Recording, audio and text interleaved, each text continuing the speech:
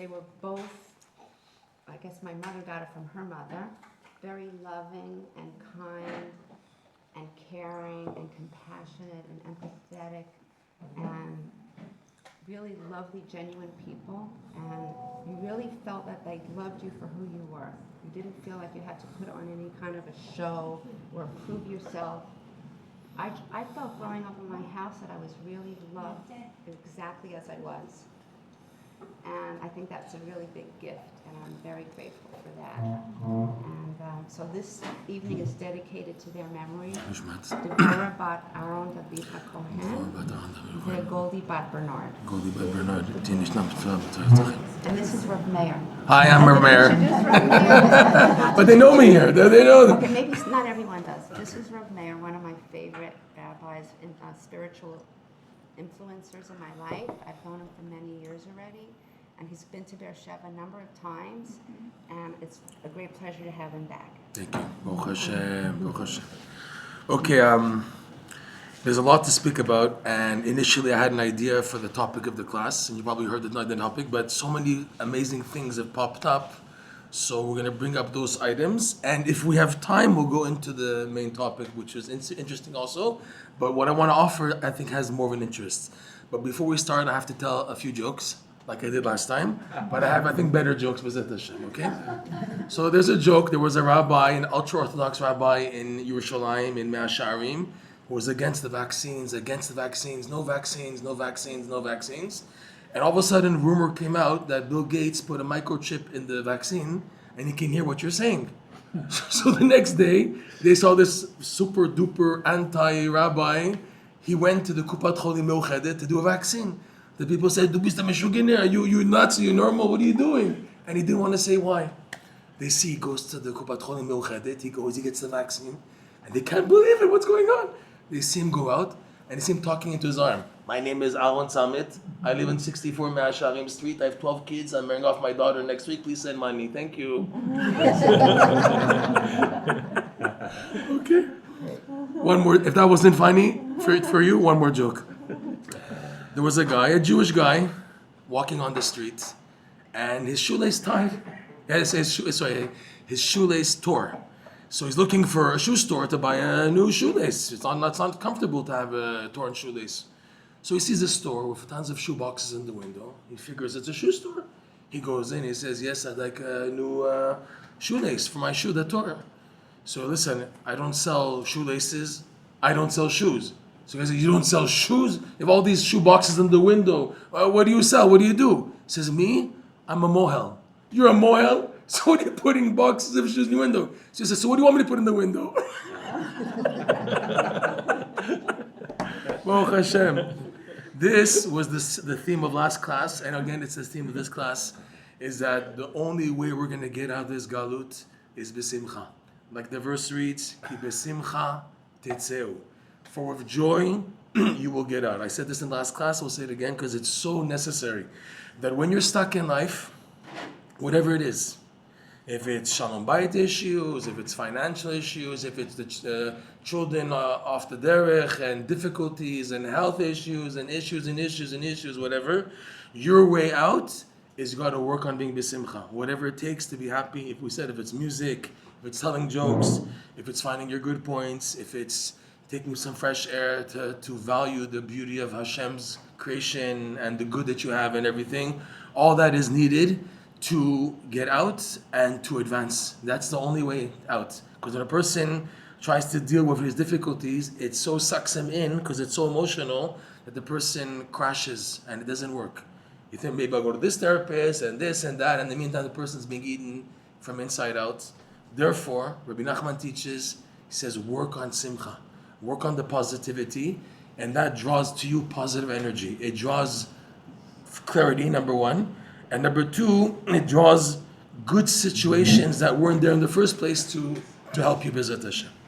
So with this in mind, I just wanted to expound on an amazing point from the Parsha. I gave a Dvar Torah last week. It's all, you can see my articles on my website. We'll go to the end of the class, B'ezrat Hashem.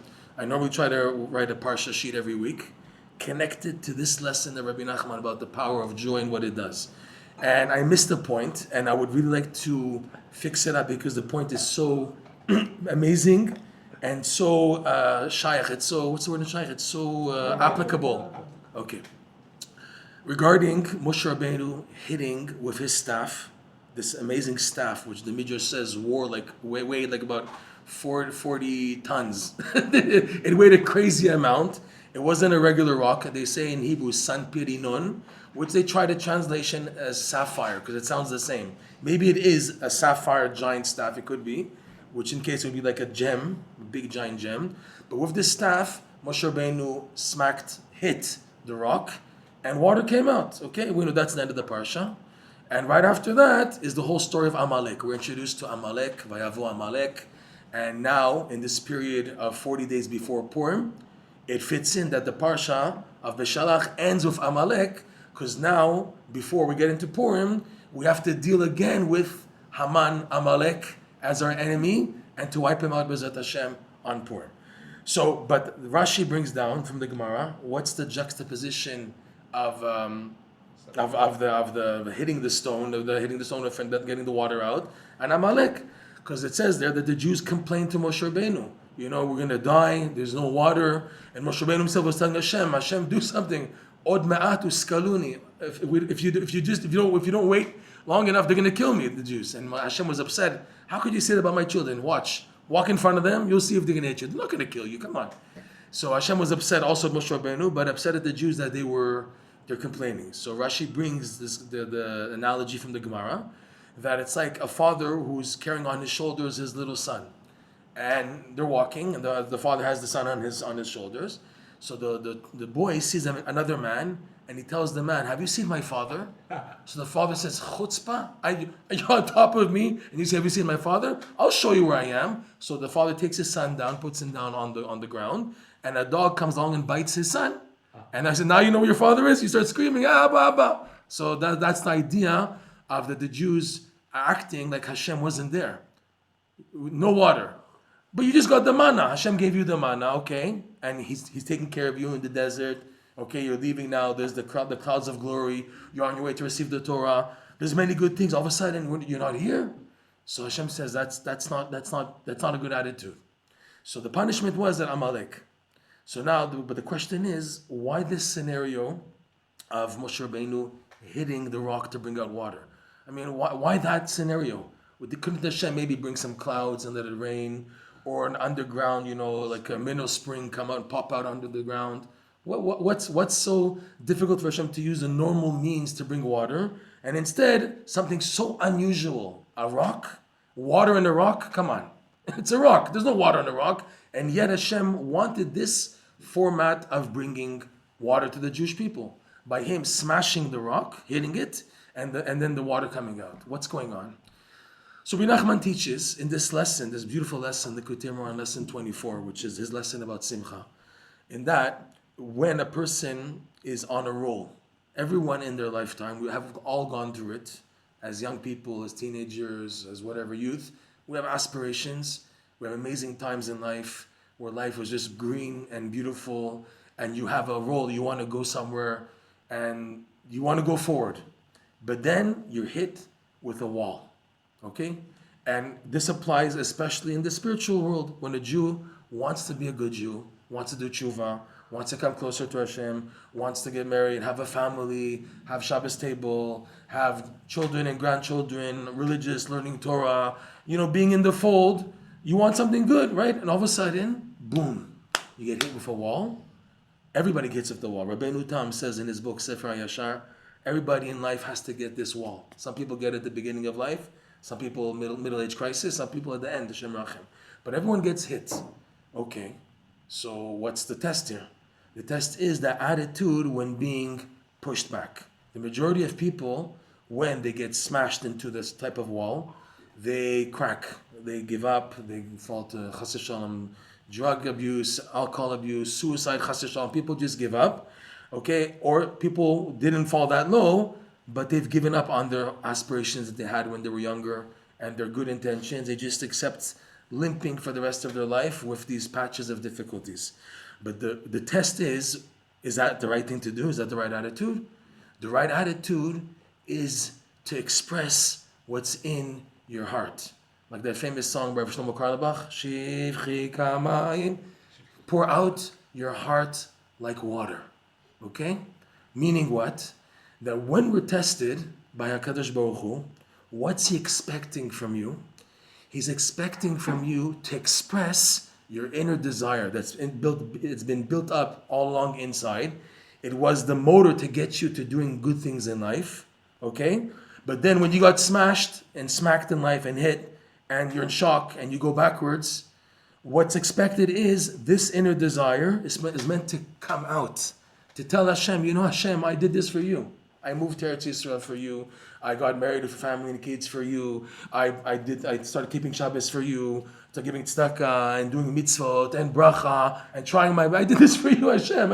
All I had in my mind was you, because I love you, because you showed me that you love me too, Hashem. And now this hits me in life. What do you want from me? That's what Hashem wants. We spoke about this last class, this powerful level called tzach tzachot, if you recall, those who were here. Tzach tzachot is the gateway between mankind and Hashem. It's a wall. It's a wall. Why is there a wall? There's a wall because Hashem, his essence, we call it the infinite light. It's infinite. And we as human beings, we're finite. Finite beings can't connect to someone infinite because they'll become merged and disappear. And Hashem doesn't want that. Hashem wants a finite being, a finite existence to be finite and yet connect to infinite. Two opposites. I'm a finite being, yet I'm connected to an energy level which is infinite and is always there for me. That's what Hashem wants. How does it work? The bounce. There's a bounce when things are going good and smooth in life, where a person is running forward and things are just amazing. Hey, put on the brakes. Why? Let me go forward. No. If you keep on going forward and it's too good, what happens when things are too good? You crash.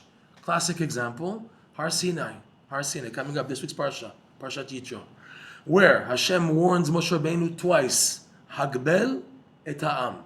I want you to corner off the Jewish people, make a fence around Har Sinai, so that the Jews don't pass that boundary. Okay? So Moshe Rabbeinu did that. They made a fence. The Jews were told, you don't pass this boundary. And then, right before the revelation, Hashem tells Moshe Rabbeinu a second time, warn the Jews again not to go up. So Moshe Rabbeinu said to Hashem, but you told me already. I told the Jews. Hashem says, nevertheless, the nature of a person is, when they see such a beautiful light, they just drop everything and they go forward. That's how it is. You're busy doing your thing. You're busy making your challah, knitting and watching your TV. All of a sudden you see Close Encounters of the Third Kind. You see a big light coming your way. Of course you're going to stop everything and go forward. Hashem knows that. That's how Hashem created humanity. So another warning was needed to tell the Jews stop and remember to take a break. And this is how it is in life. People rush forward and then they hit a wall because it's the tendency. They see light. Of course they're going to go forward. No one wants to stay in darkness. I'm doing my stuff in my darkness. Fine, I'm working. I know I have to do my daily challenges, daily struggles, my daily commitments. That's how life is. But then when a big light comes, wow. And normal people just drop everything to go forward. So a wall is needed to push back a person. When that pushback takes place, then a person's able to express, this is the test. Does he express his inner desire and tell Hashem, I did this for you. I'm only going forward because I want to come closer to you. That's all I want. I want to serve you. Or does the person say, no one loves me anymore. It's all waste of time. I just should find something else to do, another leisure, another hobby, and just give up and just put the quits, chas v'shalom. This is the test. So in this, that Hashem commanded Moshe Rabbeinu, take your staff, which is like a wall, and smash the rock. Okay? And then what happens? From the rock comes out water. That was the message Hashem was telling the Jewish people. You're hitting your wall. I tested you. No water. Why did I test you with no water? That you guys, instead of complaining to Moshe Rabbeinu, there's no water, we're going to die. Instead of that, did you say, Hashem, what do you want from us? We came out, we followed Ben, the son of Amram. We left Egypt. Lechtech acharai bamidbar, be'eretz lo zerua, right? The Jewish people are praised. We left Egypt with no provisions. We just had some matzah, baked matzahs for 30 days. We just followed Moshe Rabbeinu blindly, the splitting of the Red Sea. Okay, we did this for you. That was supposed to be the proper response. But instead, Vayilonu, what is this? You came to kill us, to take us to the dead, to kill me, my children, Miknai, my animals, right? That's how they failed the test. So Hashem was telling them that's not the way. The way is that when you as a rock are bounced into another strong rock, which is the staff, let the water come out. Shivchi kamayim libech. Express the water that's in your heart. In other words, the yearning. Tzach tzachot, which is this, the Arizal says, it's such a high level. It's above everything. It's above the sfirot. It's above everything. It's made up of two components. Tzach, tzachot. The translation of the word is splendor, but it's made up, the Zohar says, of two opposites. Tzach is this light which contains in it clarity, help, assistance, salvation, bracha, everything is in tzach. But also tzachot, which is from the language of tzachut, someone who's parched dry. And he's empty. And when a person is parched dry, what do? You cry out, Hashem, water, water, help me, Hashem. Express the yearning in the heart. That's the way to get to this light. Tzach is true tzachot, by expressing what's in the heart. So this was the message that Hashem commanded Moshe Rabbeinu to illustrate to the Jewish people. I tested you. What? I'm stupid? I don't give you water? A whole nation, of course you need water. I know you need water. But the attitude that you should have in order to bring down the water, which water, by the way, represents all types of bracha, because everything is dependent on water. If there's no water, there's no food, there's no houses, there's no life, there's nothing. It's the basis of all the bounty in the world is water. So Hashem was testing Jewish people. What is your reaction? They failed the tests. So comes along Amalek, and Amalek is the one who likes attacking in this area. That when a person doesn't do the right thing, so Amalek comes to make it even worse. So with this, we can now enter to explain the idea of Haman and his 10 sons. There's Haman, who's really bad, and his 10 sons, who are even, in a sense, worse than Haman. They're the ones who stopped the rebuilding of the second temple. They issued to Koresh, don't let the Jews rebuild, they're going to rebel against you. They were even, in a sense, worse than their father Haman. But, in a sense, Haman is the one who's guarding everything. The Arizal explains like this. What is the representation of Haman and his 10 sons? Just like in holiness, you have what's called 10 levels. 10 levels of energy called the 10 sfirot. They correspond to the 10 utterances of creation. The number 10 appears a lot in Judaism.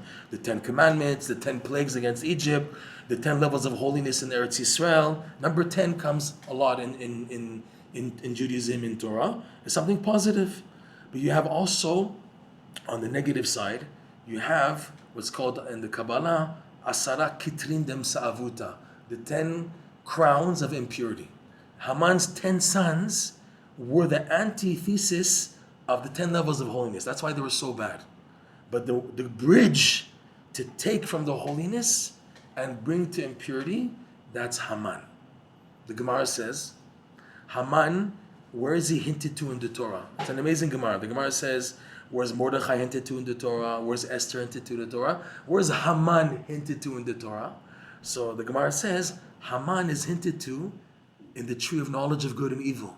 When Adam and Chava ate from the tree of knowledge of good and evil, so Hashem asked Adam and Chava, Hamin ha'etz, could it be from the tree that I told you not to eat from, did you eat? So Hamin, the letters Hamin is Hey Mem Nun, is Haman, okay? So Haman, the Gemara says, is hinted to in the tree of knowledge of good and evil. Hamin ha'etz, that's Haman. What's the idea? Where does Haman, it wasn't just, I have to explain this idea, Haman wasn't just a physical person, but Haman, who also represents Amalek, is a bad energy that we have to face through every day, every year, and especially now before Purim. Okay, what is this bad force of Haman? Haman is the one who comes and attacks you when you have frustration in life, when you're confused. Because Haman, we said, the Gemara says, is rooted in the tree of knowledge of good and evil. What's good and evil? Ping pong. Yes, no, I did the right thing, I did the wrong thing, I'm not sure, this, right? That's confusion and frustration. That's where Haman takes advantage of a person when you don't know what's the right thing to do. Should I invest in this business? Should I do this type of thing? And because a person is frustrated and doesn't know what to do, in the end he drops everything. That happens a lot in life. We see that even when you're doing something tiny, you took upon yourself like something good to do, but then you have a frustration. I don't know, I have a dentist appointment at the time that I wanted to daven or learn or do this, and I'm not, and then you're just thrown off totally, and the person is so broken they drop everything. Even what they wanted to do good wasn't done, and also what was to replace it also wasn't done. That happens a lot in life. This is a Haman attitude attacking on a daily basis. Always when you have frustration, who's behind it? Haman. Haman, who represents Amalek, because he's a descendant of Amalek. The whole story of Haman came about is crazy. If you know the story, just to recap a little, is that Shaul HaMelech was commanded by Shmuel the prophet, now is an opportunity to destroy totally Amalek. You have to kill everyone, the men, women, children, and the animals. Why? Because they're shape changers, they're sorcerers, the whole country, the whole nation, of Amalek, they're shapeshift, they know sorcery and witchcraft and to shape change. So you don't know if you leave someone alive, it could be a human being. So what did Amalek do? The beautiful women, they turned themselves into very healthy, good-looking cows. And so Shaul HaMelech, when he saw these amazing, beautiful, nice, fat cows, and the Jewish people said, look at these beautiful cows, we can offer them as a sacrifice to God. And he got so carried away because they looked so good, he let them alive. And also the king of Amalek, Agag, he was super duper old. What's this old geezer gonna do? He's an old guy, what's he gonna do? They let him alive. So they kept Agag with the nice looking cows together, in quarantine in prison.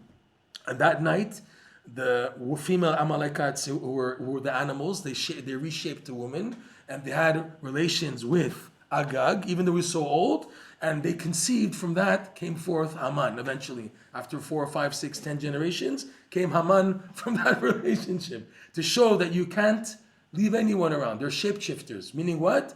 You don't know what's right, what's wrong. Like Shaul was so confused. Should I leave them alive? Should I kill them? I don't know what to do. Shaul ordered me to not to do, but look at the animals and this and that. That's where Haman comes in, okay? So his root is in the area of frustration, confusion, doubt. Amalek, for example, is Gematria, Safek, doubt, okay? And Haman is rooted in Amalek. So Haman is a force we face every day, that when you're in doubts, you don't know if you did the right thing, and it weighs you down. You just want to be happy. You want to go about doing your errands and do what you have to do. But all of a sudden, did I do right? Did I say the right thing? I have to do this thing. All that is Haman, Amalek attacking. That's how he attacks. What does he gain? He gains that now because of the da'aga, the worry. If you did the right thing, you fall into sadness and depression. It's the result. If now you're just overwhelmed by thinking that I do the right thing, should I do this and that? I don't know if it was the right thing. I don't know this. And also all types of confusions. What is gained by Amalek in the meantime? Your sadness. When you're sad, Haman, Amalek, takes your energy of the Jewish people, brings it to the evil side. Okay? That's how they win. So our job, especially now, before Purim, in these now 40 days, we're now within 40 days before Purim, our job is to do as much as possible to prepare to have the best Purim possible. Rabbi Nachman teaches, he says, the key for the whole year, this is crazy, the key for the whole year is Purim. You would think, maybe Pesach, maybe Rosh Hashanah. He says, no. The key for the whole year is Purim. What on Purim is the key? Your simcha on Purim. If you succeed on truly being happy on Purim, that simcha has a rippled effect for the entire year. He teaches, for example, Rabbi Nachman, that people go crazy on Pesach about chametz and chametz. They start cleaning things that they're not supposed to clean. They start cleaning on top over there and cleaning over there. Oh, maybe there's a cookie there. They go nuts in the cleaning. But wait, you know halacha. You did your best. Halacha tells you where to clean, where not to clean. No, but I go crazy. And we come into Pesach feeling, half the house is not clean for Pesach. I didn't do my job. Everything is like, okay? He says, you want to invest. It's if you now are concerned about being saved from chametz, and the prohibition of chametz is mashu. That means even if a speck of dust of chametz enters your mouth, you now transgress, you have a transgression. So if that's the case, it's humanly impossible to be saved from chametz. So what do you want from me? Rabbi Nachman says, what do you want from you? Be smart, invest in the prerequisite for Pesach. He teaches the simcha of Purim, dependent, commensurate to how well you succeed in being happy on Purim and not letting anything or anybody bring you down, that simcha on that day is a preparation for Pesach, where you're saved even from mashu chametz. And so what? Okay, I'm saved from chametz on Pesach. The Arizal teaches something very deep. He says if a Jew is 100% protected from chametz on the 7 days of Pesach, he won't sin the entire year. The whole year is dependent on the 7 days of Pesach not having chametz even a drop. Okay? We see that we're far from that. Proof is, look at our years. Our years are not so good. We have ups and downs. We're not 100% in the year. So it shows us that we still have a long way to go. He teaches Rabbi Nachman, invest in Purim, invest in the simcha of Purim.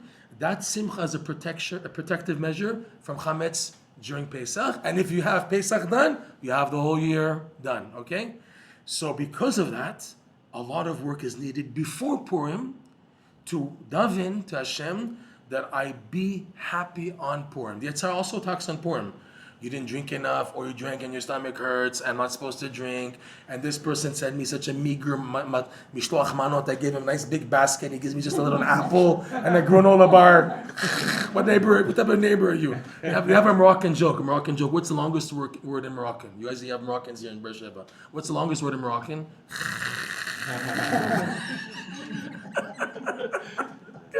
So the guy's upset at the neighbor. Well, look what they brought me, granola bar and apple. I gave him a nice bouquet, flowers and expensive Cabernet Sauvignon wine and a nice chopped liver and whatever, crackers and okay.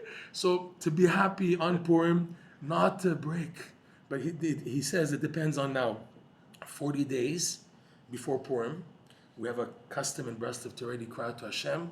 Hashem, save me from this evil force of Haman, Amalek, who's always trying to make me frustrated and confused and negative and just not feeling good about what I'm doing. Like, I'm not doing it. It's not value because I'm just all mumbled if I'm doing the right thing or not.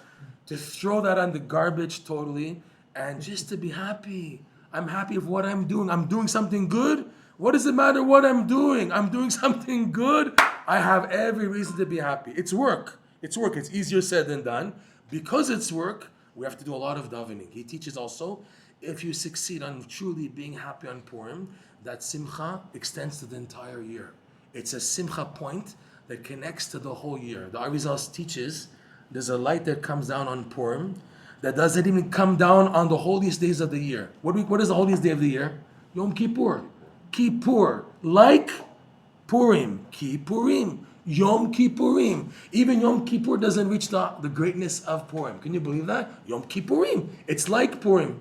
Because Purim bypasses it. It's a light, and it's a good light because it's eating and drinking and being happy. What's the problem? It's so amazing, this opportunity to invest properly, that Purim should be good. It should be good. So because of that, a lot of preparation is needed. So with all that said, what can we do?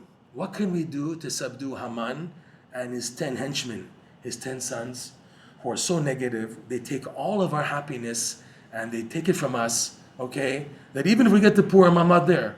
What can we do? Rabbi Nachman reveals a segula, which is very powerful. We say it every day, but even outside of saying it, you can say it anytime. It's called, believe it or not, the Ketoret. Ketoret is a recitation of the incense sacrifice. In your siddur, you have the Ketoret in the daily morning services, in Shacharit, at the beginning part of the davening. It's in the first section called the Korbanot. You have there the incense recitation. And then at the end, before Aleinu L'Shabeach, you have it a second time. And then before Mincha. Ketoret has 11 fragrances, corresponding to who? Haman and his 10 sons. Who's Haman, by the way, if we take the corresponding powers of each of the fragrance, who is Haman? You would think Chelbena. Chelbena was Galbanim. The Ketoret had 10 fragrances which smelled good, and one that stunk. The Galbanim stunk. So you would think Chelbena is Haman. No. The nicest fragrance of the 11 fragrances is called Levona. Levona. Okay? Levona is Lavan. Lavan, which means loven, not whiteness, purity. Okay? And it's that area where Haman is able to trick people. In other words, it gets you in the doubts. Tree of knowledge of good and evil. The good is so good, but there's also the evil. He makes you with doubts. You're doing good things, but maybe you should do like this, maybe you should do like that. He takes the good that you're doing and makes you frustrated out of it, and that's how he breaks the person. So he is the levona, which the Arizal teaches is the bridge between the 10 levels of impurity and the 10 levels of holiness.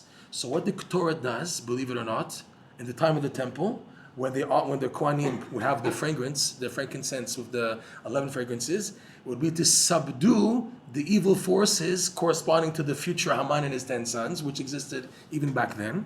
And today that we don't have a temple, the recitation of the Ketoret today has that power also of breaking the evil forces of Haman and his 10 sons and bringing joy. It's a verse in Proverbs. Ketoret yesamach lev. It's a pasuk that the Ketoret brings joy to the heart.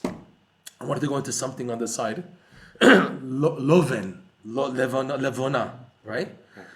Who is also called Lavan. Lavan the Aramean, he's called white.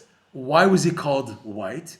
Because he was such a trickster. Okay? He was bad. Okay? They say Lavan, his grandson was Bilam. Bilam was a reincarnation of his grandfather Lavan. So Bilam is also this evil force of Lavan, of being able, because he was who was Bilam? He was a prophet. He's a prophet of God. But he was so immoral. He had relations with his donkey and he did terrible things. But he's also a prophet of God. He's telling also Balak, hey, don't sin in front of me, stand up. I'm a messenger of God. So he thinks he has dignity and is a big shot, but he's really bad. So Bilam, Lavan are also similar to Amalek. Take a look. I have a piece of paper here. And maybe I can show it to you if I can bring it out here. Let's see if I have some paper here. I think I have a paper here. Here we go. Okay. If you write out, let me see if I can do this. Big enough. Watch this. If you write, it's a type of a format of gematria. You do bet, lamed, ayin, mem. Okay, bilam. And underneath it I write, I'll show this to you soon, ayin, mem, lamed, kuf. Okay, so I have here the 4 letters of bilam and the 4 letters underneath of Amalek. Okay, so I have bilam written this way, Amalek written this way, but then I can also make a new formation of bilam from the first 2 letters of both words. So I have again here bilam. So here, bet, lamed from bilam and ayin, mem from Amalek. Okay, so that's again bilam. And then Amalek again from the second part of the words. The last 2 letters of each word. So the ayin, mem of bilam and the lamed kuf of Amalek spell out again Amalek. Showing that they're connected. What's the idea? Is that Lavan, Bilam, Amalek, Haman, their whole job is to fool people. That's it. To fool people, to put you in frustration, confusion, and that's how to get you in distress. And once in distress, sadness and depression. That's their whole job. That's why Haman corresponds to the Levona. It's Lavan. It's nice and clean. That's how it is in society and in the world. You don't know who's who anymore. You know who's good, who's right, who's wrong. Everything's upside down. Everybody's upside down. Is this guy good? Is Trump good? Is he good? Is that? Everyone's like, you don't know what. There's 2 sides. There's 5,000 sides to everything. There's such confusion. Okay? And the confusion it eats you away. You know, like we said last time, people go to work and they're listening to the news. The news is always negative, and makes you frustrated. And the frustration makes you in distress. And distress gets you sad. So it takes away your energy. You had good energy. It's all gone now because of the frustration of the media, of social media, and the news, and the world. Plus, on top of that, what's happening to me personally. That's all I need. So everything is just like adding another ice cream cone, not ice cream, something bad, something worse, whatever. Mud, and then it gets a person off. Our job is to work on being besimcha. So the Ketoret, unfortunately, many people, when it comes to davening, they rush through davening. Most people start davening at Hodu, for example. They skip the Ketoret. Chaval. The Ketoret is such a key to bringing happiness to a person. Ketoret also, there's people who have this custom to say the Ketoret while written on cloth, on parchment. It's something interesting. And you would wonder, does it make sense? You have the psukim, the Ketoret is made up of 2 parts. There's the actual verses from the Torah, right? Vayom Hashem and Moshe Kach lecha samim, nataf u'shchel. It talks about the actual ingredients of the incense. These are verses from the Torah. And then you have pieces of rabbinical teachings from the Braita, from the Gemara. Tanu Rabbanan. Okay? Those are also written in parchment like the Sefer Torah. That's the custom. You would wonder, what are you guys doing? Psukim from the Torah, I understand to write it on parchment, on cloth, in the shape of on the ktav of the Sefer Torah, I can understand that. But why write also Tanu Rabbanan, all that on cloth? What's the idea? We as Jewish people, our Torah is made up of two parts. We have the written Torah and the oral Torah. Our belief as Jews is what? That even the oral Torah comes from Moshe Rabbeinu. The secular Jews and the Goyim, they attack us saying, you guys made up stuff, you rabbis, they made up. Our Judaism is that everything that Rabban Shimon ben Gamliel said, or Rabbi Yehuda, or Rabbi Natan, whatever they said, it's from Moshe Rabbeinu, period. No questions asked. I believe as a Jew that the whole Torah is from Moshe Rabbeinu. There's no difference between me, between the Pasuk in the Torah, and the Mishnah, and the Braita, and the Zohar. Everything is from the same embodiment. But then, due to Haman Amalek mentality of doubts and frustrations, it eats away that even reaching to fundamentals of Judaism. Who says the rabbi said that? Who says Moshe Rabbeinu? Who says that's from God? I believe in the written Torah. Okay, so be a Karaite. If you believe only in the written Torah, so go be a Karaite. We as Jewish people, everything is together. So the writing of the Ketoret in Klaf with the letters of the Sefer Torah shows I believe totally that this comes from Moshe Rabbeinu. So there's a segula of reciting it, especially on Klaf. And the goal of the Ketoret is to make a person happy. It's an amazing thing. So it's amazing segula. Anybody can do it, even while not davening, even in the middle of the day. You feel down, pull out the Ketoret, say the Ketoret, go into it, feel it, try to understand what you're saying. Here it's a power to activate this powerful 11 of holiness, to extract what was taken by Haman and his 10 sons, his 10 henchmen. Okay? Woof, that's what I wanted to go into, the first thing. I also, because of what happened last week with Mr. Trump and this new initiative to just kick out the Palestinians and now make it American soil, and this past 2 years, the whole world is crazy about free Palestine, and we're hearing this nonstop. Even the most religious Jews are hearing what's happening. No one can avoid it. The whole world is making noise and going crazy. What in the world is this crazy thing about Palestine? What is this thing? Let's take a look on a deeper level, okay? It says in last week's parsha, the beginning, right? V'hi b'shalach paro, when it was that Hashem, that when Paro sent out the Jews, Hashem lo nacham Elokim derech eretz plishtim ki karovu. Okay, Hashem didn't lead the Jews out of Egypt through the land of Palestine because it's close. Take a look on the map. The closest way to go from Egypt to Eretz Yisrael is by the coast of Gaza. It's the fastest way. And instead Hashem made them all these turns through Sinai Desert and going around, and then from there go up to Eretz Yisrael. Go like a detour down east and then go up. But here's Egypt, Alexandria, wherever the Jews were. Go from there straight along the coast in the Mediterranean, and you're in Eretz Yisrael already. What's the problem? So the Rashi says, Ki karovu, it's too close. So what? If now the Jews begin to have doubts, because they start facing battle, having the test of no water, no bread, so they said, let's go back to Egypt. It's easy. It's very straightforward. Just go straight, and you're there. You just go straight. Ask, how do I get back to Egypt? You go straight. Okay, thank you. Go straight. It's very easy. But now that Hashem made them have all these topsy-turvies going around, the Jews say, it's not so easy to go back to Egypt now, okay? So Rav Nosson explains on a deeper level. What is plishtim? It's a funny word. More than this, when you count the 7 nations of Canaan, right? Chiti, Emori, Yevusi, Girgashi, plishtim is not mentioned. What in the world? If now the Plishtim, they live on soil which is Eretz Yisrael, why are they not mentioned as the 7 nations of Canaan that have to be destroyed for the Jews to come in? You don't see Plishtim mentioned. It's not. Canaan, Yevusi, Gigashi, you don't see Plishtim mentioned at all. And yet, Plishtim were living there always. From the time of Avram Avinu, there's Avimelech. He was the Melech of Plishtim, okay?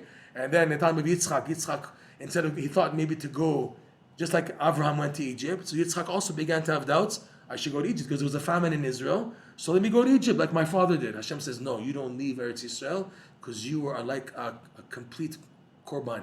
You were born in the Holy Land. You're supposed to stay in the Holy Land. You Yitzchak. Yaakov though went. Yaakov went to Lavan. Okay?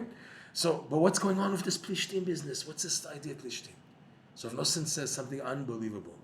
The grammatical root of Plishtim is similar to a word from the Mishnayot used in the laws of Eruvim. You have an Eruv, right? For Jews to carry on Shabbat, you need an Eruv.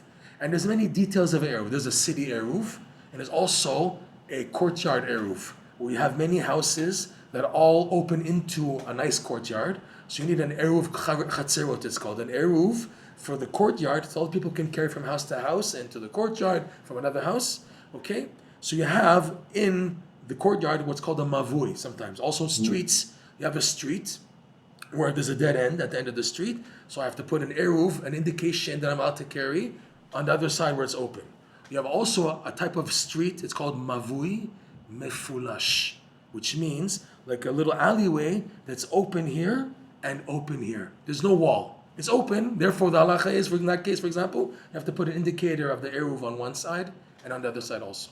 But mefulash is related to plishtim. In what way? Mefulash means open. There's no wall. There's no wall. Meaning what? A person now wants to spiritually advance, like we spoke about the staff of Moshe Rabbeinu. There's no wall. Go ahead. I just want the light. No breakers. Healthy Judaism, a healthy person, is he has walls in life. He hits the walls, he's bounced back, like we said earlier, and he builds his desire. He takes the bounce back not as a setback and as a disappointment and as a sign that Hashem doesn't want me anymore. I take the wall as an indicator that I have to, it's sent for me like the hitting of Moshe Rabbeinu, hitting the rock to bring out the water. Shifchi kamayim libech. The reason for the wall is to bring out my desire. Okay, that's why the wall is good. I'm going to grow because of this wall. But no, the people, I just want light. You have people who are so much, they want a high. They want a spiritual high. They also want to have a drug high. They don't want no walls. I just want to go mefulash. Me to Hashem straight. No wall. Okay? This, Rav Nosson explains, is the secret behind Plishtim. We have to explain this a little. What's the idea? Is that there are people who are extremists.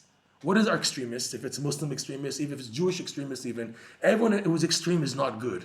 What's an extremist? That I'm very strict, I'm very all the way. You can't be all the way in this world. If you're all the way, then you're going to disappear. Okay? People are extremists. This world is not for them. You want to be extremist? Next world, not for you. This world is not for you. Okay? What's an extremist? That there's no wall. Mefulash. Okay? The message we've been getting for the past 2 years, free Palestine, is basically people saying, on a personal level, on a spiritual level, on a national level, I don't want a wall in life. I just want access to spirituality. I want to be extremist. I want to be one with God, one with my belief, one with my enjoyment, and that's it. That's how people are. That's society. Society is running after an enjoyment with no limits, no ends. That's what the internet has offered, unfortunately. Endless, limitless enjoyment, no walls. Okay, everything's allowed, everything's okay. That's the klipa, that's the difficulty of Plishtim. Okay? So going back to the psukim of last week's parsha, V'lo nacham Elokim derech eretz Plishtim, Hashem didn't let the Jews go out the land of Plishtim, meaning that they should have access directly to the light. The light they'll get when they get to Yerushalayim, there'll be a Beit HaMikdash, there'll be 10 levels of holiness, there'll be one day of the year, and there'll be one place, the Holy of Holies, and only one person, the Kohen Gadol, will go in on that day, on the 10th day, Dafka, the 10th day, which is the highest level here, getting to the access to that light to bring to the rest of the Jewish people. Only once a year, one person, one place. That's it. Why? Why so much restrictions? Because that's the only way to filter in this light. It's such a big light. It can only be filtered with boundaries and waiting and boundaries and walls and walls and walls. That's how Judaism works. That's how the Torah works. Okay? But as opposed to, no, I want the light originally. So that's why going back to the pasuk, V'lo nacham Elokim derech eretz Plishtim. No Plishtim. That's not the way for Judaism. It won't work. It won't work. You want light? If you came to Judaism because you want to have a high, you want to be some hermit in the mountains in Tzfat and just floating and that, it's not going to work out. That's not the way. It's not going to work out. I need a job. I need a family. I need to change diapers. I need to go shopping. I need to take my wife to some sushi restaurant. I need to do things which are mundane to give me that balance. I can't be just he's such a tzaddik, he's only davening and learning and everything. You have to be balanced or else you're going to disappear. Okay? It says about Chanoch, right? Chanoch, Hashem took Chanoch. He didn't die. Hashem took him away. He's like one of the few people who went up to Gan Eden alive. Why? Because Chanoch decided he wouldn't be able, Rashi says, he wouldn't be able to handle the challenges of life. He was so pure and holy. Okay, so that's the case. This world is not for you. This world is for people to build through blockages, barriers, obstacles, to build.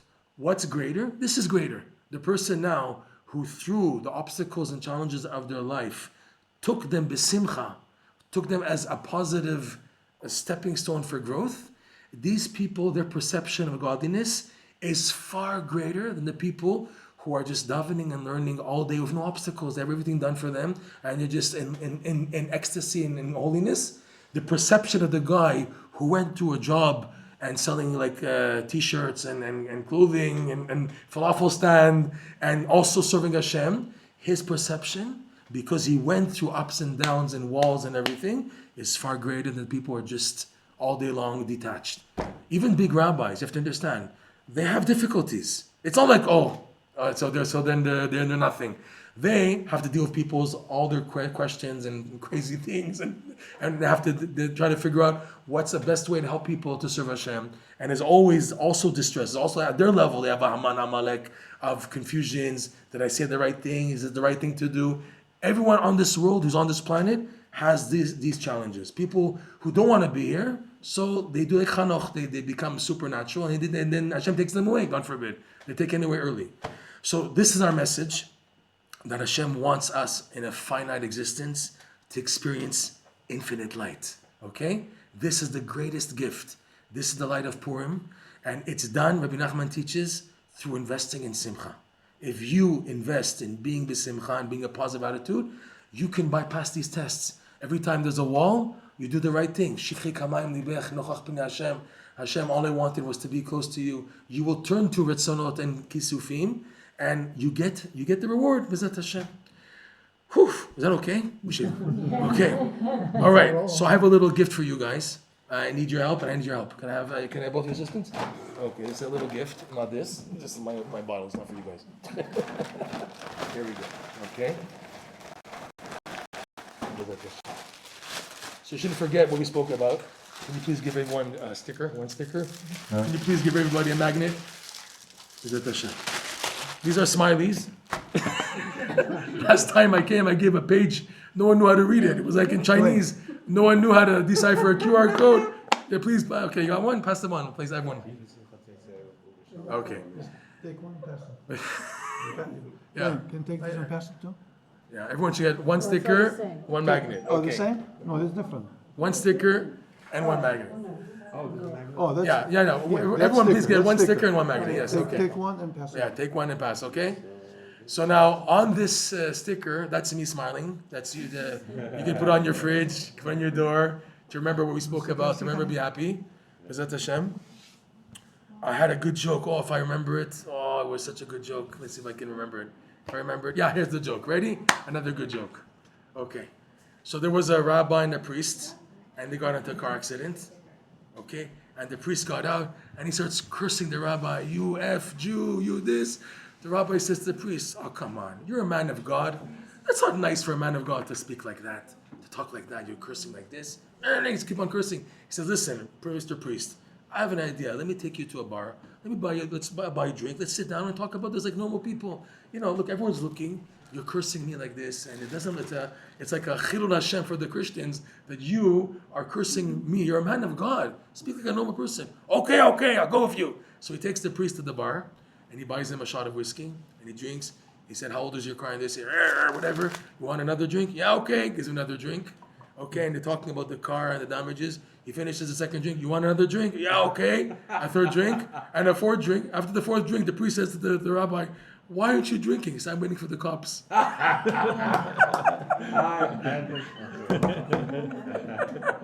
Okay, on this sticker, on this magnet, you have a QR code.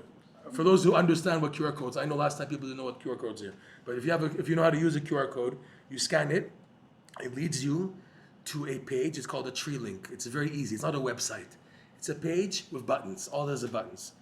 Everything we spoke about tonight, everything about the smash, about handling the smash and the simcha, okay? All this is rooted in this beautiful lesson by Rabbi Nachman, Likutey Moharan, lesson 24. This QR link leads to a page in English, and it's me explaining, where you can try to activate these teachings in your life, okay? We have on this page, first of all, the actual lesson by Rabbi Nachman of lesson 24. It's a bit of a deep lesson, translated to English, with notes to explain as best as possible the ideas, because there is a practical level to this lesson.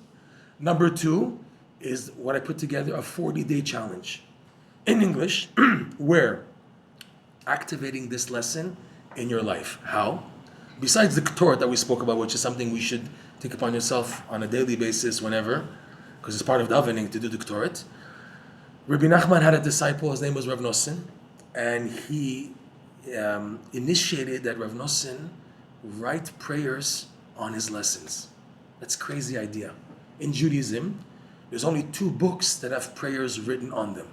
You have the 5 books of the Chumash, the 5 Bereshit, Shmot, Vayikra, Bamidbar, Dvarim, and the Gemara says, on the 5 books of the Torah, you have the 5 books of Tehillim composed by King David. Why did he write 5 books? These 5 books of King David, of Tehillim, are prayers to fulfill what's written in the 5 books of the Chumash. 5. The Gemara says that, okay? The only other book in Judaism, go to all the Achronim, Rishonim, Tanaim, Amorim, the only Torah book that has prayers written on them is Rabbi Nachman's Likutey Moharan. Rabbi Nachman's book Likutey Moharan has prayers composed by Rav Nosson on these lessons. These prayers are so powerful that when you start reading them, you feel he's talking directly what you're going through in life. With Tehillim, you can find yourself in the words of Tehillim, but you have to research a little, you have to dig. These prayers are so open, as soon as you open them, you find yourself. It's unbelievable. You can test it, it's tried and tested, you can take a look and see. So I developed here a 40-day schema, broke into 40 days, because the number 40, like I said before, about before Purim, we have 40 days preparation. The number 40 in Judaism is considered an amount of time to get something moving up above and in this world. We learned it from Moshe Rabbeinu. When the tablets were broken, he went up 40 days, 40 nights. 3 times. Every time he went up for 40 days, he accomplished something. Something was done in heaven. Hashem said, okay, salachti kidvarecha, I forgive. We see that 40, doing something consistently, ideally for 40 days, gets things moving. So we have in a 40-day schema, this lesson, but an abridged version. Rav Nosson also wrote an abridged version of this lesson, because it's pretty deep. He broke it down to 8 little paragraphs on a practical level about the simcha, about the Ketoret, about the bounce back, handling the bounce, and not being broken because of it, in 8 paragraphs, plus Rav Nosson's prayer. And the goal is to feel a change based on this lesson. For this, we made also a WhatsApp group, support group for the 40-day challenge. People already, all over the world, are doing the 40-day challenge. There's a lady, a convert from Florida, another lady from Florida, another guy in a wheelchair in Pueblo, Colorado, another big Talmid Chacham from Beit Shemesh, okay? People all over the world are doing this challenge, and they're telling me the feedback, this is unbelievable. This is amazing. I'm feeling that I'm connecting to a level of energy, of holiness that was always out there, and I just never knew how to connect to it. Things that I can begin to internalize. This is our power as Jews. We don't have to go do huji-buji and Kabbalah and all these funny things. Everything is by you. Ki karov elecha hadavar. Whatever you need to connect to Hashem to the highest levels is right next to you. It's your mouth. It's to talk to Hashem, to converse, to be open. We need a boost. So Rav Nosson wrote these prayers to help people to express what's in their heart. Like we spoke about, Shifchei kamayim libech. You need help. You need a boost sometimes to get out those words that are stuck, to get them out. Because that's what's going to get things moving, B'ezrat Hashem. So we have this 40-day WhatsApp support group. We have over 500 classes on this lesson. been working on it for 3.5 years, almost 4 years. We have 500 classes on this lesson from many angles, YouTube videos, Spotify, SoundCloud, and the prize is this website I mentioned at the beginning.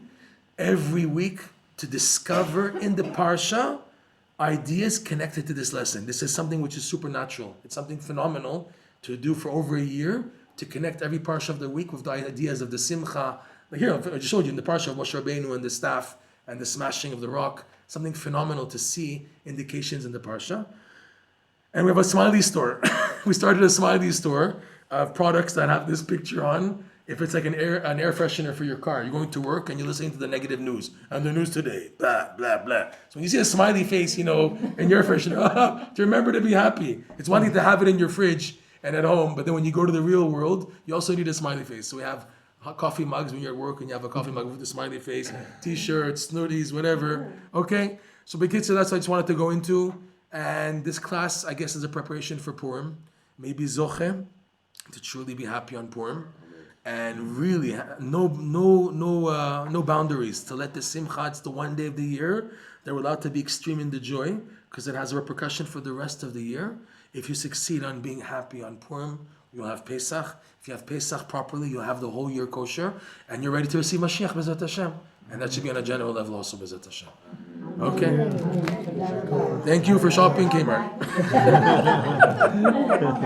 All right. Thank you.